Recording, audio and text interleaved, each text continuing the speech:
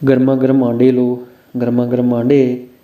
तकरीबन 15 साल लड़का बाज़ार में आवाज़ें लगा रहा था, लेकिन आवाज़ लगाने से ही लग रहा था कि बेचारा भी अनाड़ी है।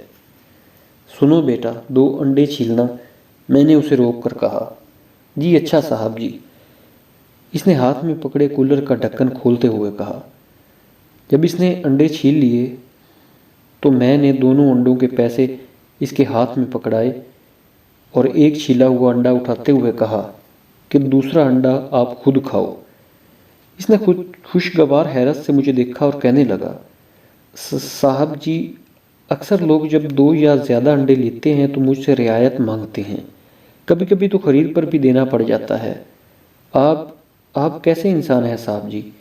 बात अधूरी छोड़कर वो दाएं हथेली से अपनी नम आंखें साफ करने लगा। मैंने उसे गले लगाकर चूमा, प्यार किया और अंडा अपने हाथों से खिला दिया।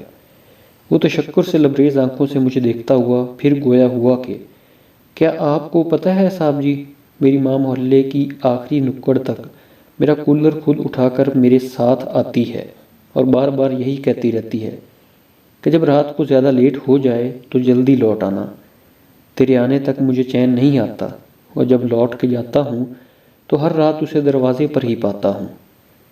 साहब जी, कोई माँ भला सर्दी में बेटे को बाहर भेजती है क्या? नहीं ना, लेकिन वालिद साहब के फौत हो जाने के बाद कमाने वाला जो सिर्फ मैं हूँ, स्कूल से आते ही कूलर उठाकर अंडे बेचने निकल पड़ता हूँ और रात गए तक बेचता रहता हूँ ताकि घर और मेरे स्कूल का खर्चा निकल सके।